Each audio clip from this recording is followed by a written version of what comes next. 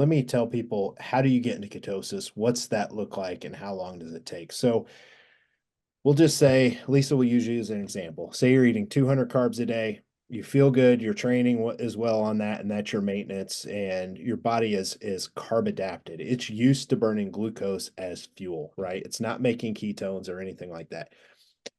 For the next week, we're going to drop those carbs down to basically just trace carbs. Like there's a gram of carbs in whey protein, or in peanut butter there's 2 or 3 carbs, even though it's mostly fiber.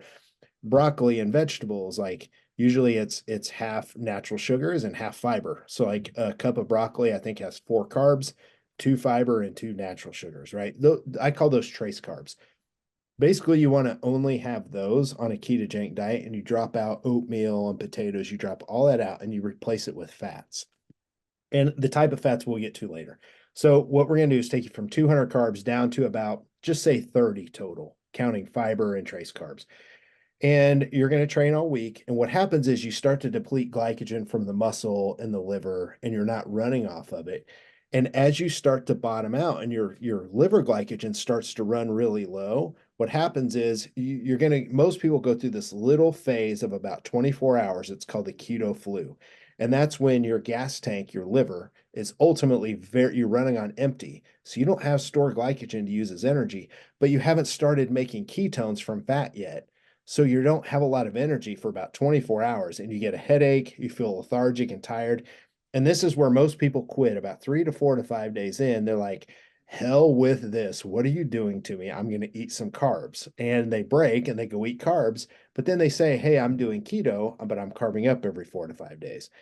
You're actually never reaching ketosis. So what happens is push through that phase, that little 3 to 4 5 day window, and all of a sudden your glycogen's gone that you're running off of, and now you start making ketones and fats for fuel. And this is where it gets really fun and interesting. Um, Ketones basically they yield 7 calories per gram, where if you burn glucose, if you burn carbs, you're burning 4.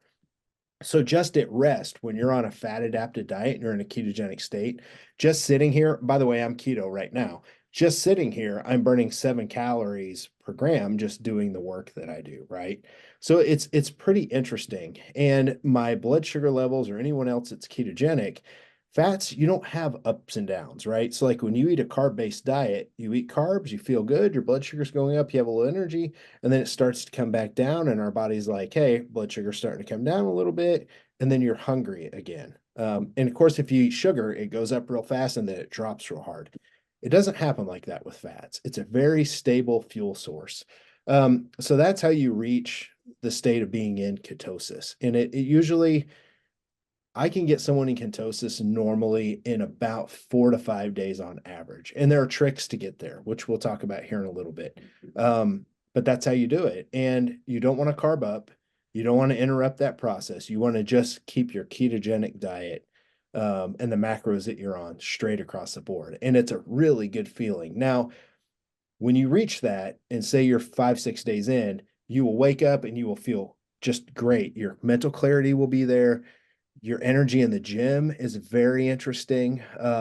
You just feel good. It's like someone just kind of turned the lights on after a couple of days of feeling like because you weren't quite there. So it's honestly, I'm a geek, so I love it. It's a pretty cool process to experience.